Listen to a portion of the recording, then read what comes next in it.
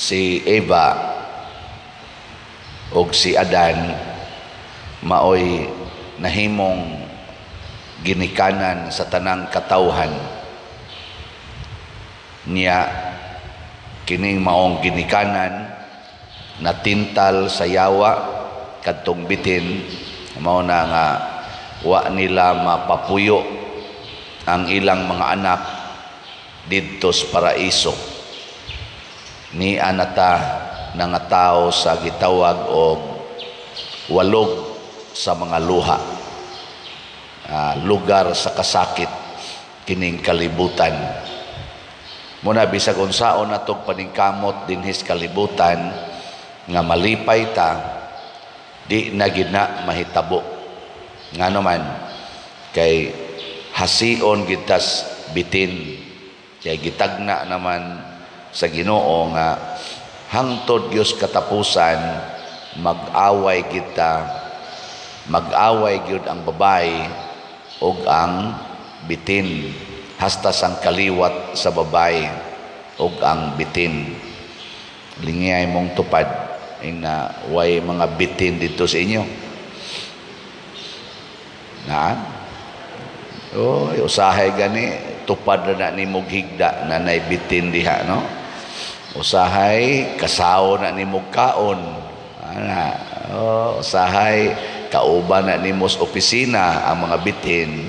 Adinay sa simbahan, usahay gani magwali pa ang mga bitin. Pero kasagaran gis bitin di gina mamalit og slat, kasagaran ba? Ang kadto ra gyud mga dili bitin mo imo palit og slat. Naing na kuno imong tupad na pila na ka slat imong napalit. Wa gyud na siya kapalit og slat, basig bitin na siya. No? Mo na ang Ginoo kay di man sad siya mo surrender. Ingon siya di sad ko mo surrender bitin. Abi kay nabuntog man tong unang tao nga akong gihimo nga mga buutan unta kay ito, maghimo kog bag-o nga babae ug bag-o nga lalaki. Ug mao na ni ang kinabuhi ni Maria ug ni Hesus. Si Hesus mao ang bag-ong Adan, si Maria sad ang bag-ong Eva. Ang ilang gipanganak dili na ang mga tao sa kalibutan. Ang gianak nila sa ilang partnership ni Hesus ug ni Maria, gianak nila ang simbahan. Kinsa tong mamembro sa simbahan unya mosunod gyud sa pagtulunan sa simbahan, maoy maluwas gikan sa bitin. Kuha mo?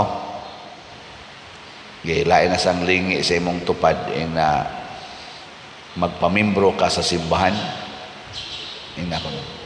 Pamimbro ka. Wala ba manglingi ang uban? Dunay duha ka paagi aron mamimbro ta sa simbahan. Ang una, maugyod ang sakramento. Kining 7 ka sakramento, bunyag, konfirma, kumpisal, Eucharistia, sa piningusa, kaminyoon, ordens pagkapari o hilog sa masakiton. Kining 7 makapahimo ni natong usa, one with Jesus. Nya diin man ay gasukad ang atong 7 ka sakramento, gikan ni atong tubig ug dugo nga mibaha sa kilid ni Hesus sa dihang gidugsak ang iyang kilid sa bangkaw. Kanang ni agas nga dugo ug tubig, mauna na siya ang 7 sacraments ug maunay naglangkob, naglig-on sa simbahan. Labi na sa ato yung simbahan, ang Catholic Church, ang 7 sacraments. Muna ang ubang mga simbahan di pa kayo klaro, dili sad sila mudawat anang 7 sacraments. Katong mudawat sa 7 sacraments, mao toy atong tawgon og klaro-klaro sigon sa atong perspective. Pero ang ikaduha nga requirement aron mamembro ta sa simbahan mao ang pagpuyo sa kinabuhi nga gipuy-an ni Hesus ug ni Maria. Wa say kapuslanan ang atong pagdawat sa sakramento basta di sad ta mopuyo sa kinabuhi nga gipuy-an ni Hesus ug ni Maria. Ug unsa may ilang kinabuhi ang gipuy-an, matud pa sa ato diring aning atong gospel, nagbitay sa krus si Hesus, nagbarog sad si Maria sa tiilan sa krus. Kamong mga ginikanan nga ni Adinheron, okay ra ninyo ang inyong anak bitayon sa krus, mubarog ra mo o masuko?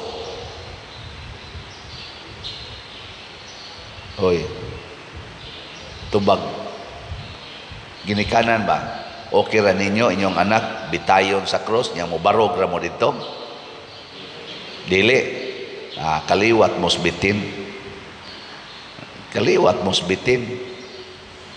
Mao na karon ang bitin sige yung away.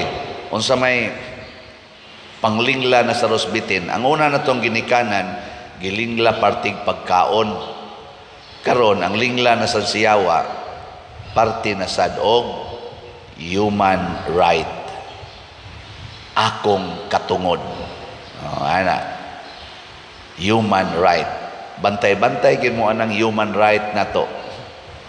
Anha kita diha makuha siyawa. Muna daghan na kay karon ga sige ingon ako ning right. Way labot ang Ginoo ani, ako ning right. Mao man sa nagyapon dito sa Book of Genesis, niingon man ang yawa, ang bitin, kan-ana ayaw pag-agad sa Ginoo, kay nigkaon nimo aning prutas nga iyang gidili, mapariha na kas Ginoo, ika na maoy maghukom unsay right ug what is right and what is wrong. Ika na mo'y maka-establish sa imong personal right.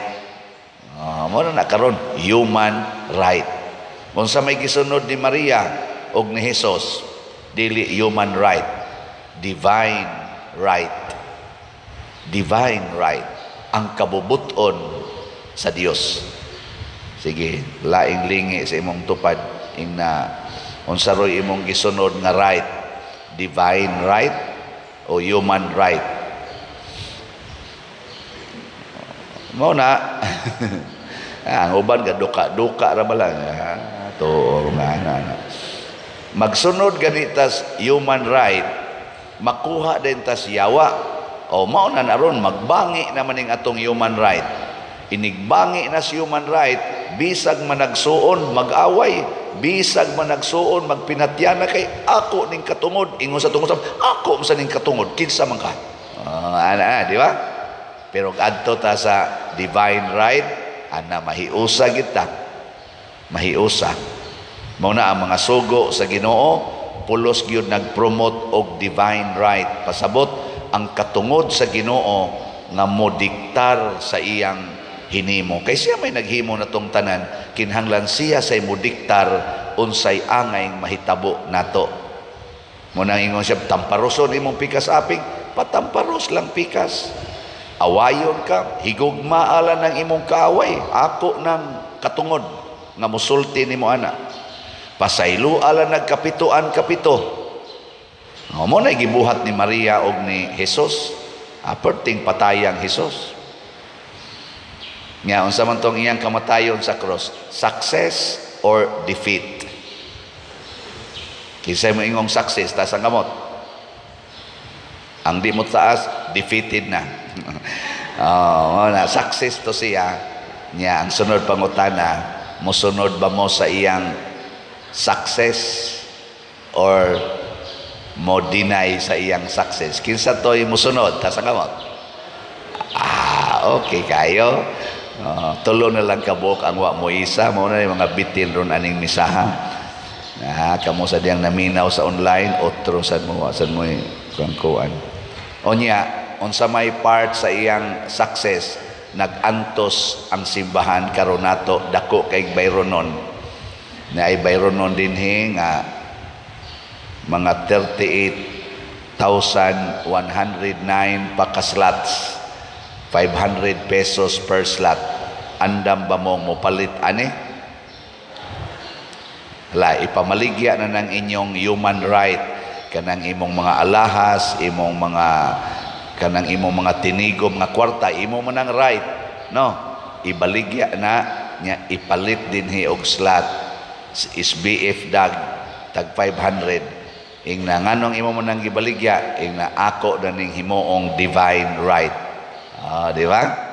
Kita ra ba di ra ba kita palit nya si Mama Mary sad karon mother of the church sa ato dinhing diocese na ay bayronon ditong kuan 6 million na lang hinoy kuwang mo nang naatay 6,000 ka slots nga MMHD para sa Kapilinya di Fatima tag 1,000 pesos per slot.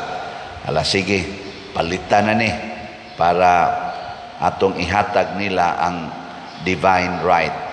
So ang atong SBF dag na 21,891 ka slots nga halin, nga napay 38,109 ka slots nga available, 500 pesos per slot. Nga naasa ni siya ay 16 slot challenge nga tag 8,000 per challenge, nakadawat na sa tag 23 ka 16 slot challenge. Yang atong halin sa MMHD katong para sa Kapilinya niabot na sad og 389 ka slots na apay 5,611 ka slots. Yang ato sang DSAP open pa para sa gustong mo invest. Kaning akong ipanghisgutan pulos gini para sa kaayuhan sa simbahan. Malipay si Maria nga maoy inahan sa simbahan. Kita igo lang tang musunod unsay gusto sa simbahan, dili ang gusto sa atong kaugalingon. Kung ato ning himuon kitang tanan, mubaha gyud ang grasya katong nibaha sa kilid ni Hesus, mao man to ang grasya nga langitnon. Kung ato sang sundon ang gipangayo sa simbahan, atong hupayon ang panginahanglan sa simbahan, pinaagis atong material o spiritual na kaning hatag ba, mahimo gisad tang malipayon kay mubaha man ang grasya nganhi nato. Nanay istorya nga tradisyon nga kadto kunong sundao nga miduslak sa kilid ni Hesus, murag doon naman to siya dipikto. Unsa man to iyang depikto adto, di man tingin to katarong og tabi or di ba to katarong og tan-aw. Nga napiksan siya sa dugo og tubig nga ning agas pagduslak niya naayo siya. Wa mo kasabot? Wa mo kasabot no? Mo na siya kun mahaduol ka sa simbahan, mapiksan lang ka sa grasya simbahan, igo na nga mosulbad sa tanan nimong problema. Di ba? Ang iya ganing pagkaduol ni Kristo, pinaagi ganing pagduslak, unsa nakata nga pinaagis pagampo, pinaagis pagpalit og slot, pinaagis pagtampo sa imong serbisyo pag-alagad. Muna kaniya mga lectors, kaniya itong tigkanta dinhi, pwede na gini sila mga matay. Kaya nga naman, wara na ni ambit, ni apil yun. Kaniya itong mga sakristan, apil na ning nagwali, pwede na ni. Nya ka mo, kay wa man mo magliktor, wasan mo magwali, wasan mo magsakristan. Unsa may inyo? Simple ra kayo, palit ra mog slot. Or, kana inyo mga silingan, tabangan ninyo ang naglisod nga mga silingan, kay mao na sila'y kabahin sa atong simbahan. Mao na diri sa atong tubag sa Salmo, niingon ta, ikaw ang labing dako nga dungog sa atong kaliwat. Kinsay gipasabot ani si Maria og si Hesus. Nahimo nato silang atong kaliwat nga mga tao, na hugno ang atong pagkatao pinaagi sa pagkatintal ni Adan og ni Eva, gibangon kini og gidala balik ngadto sa langit ang atong dungog pinaagi ni Maria og ni Hesus. Ang mosunod ni Maria og ni Hesus, manindog ta.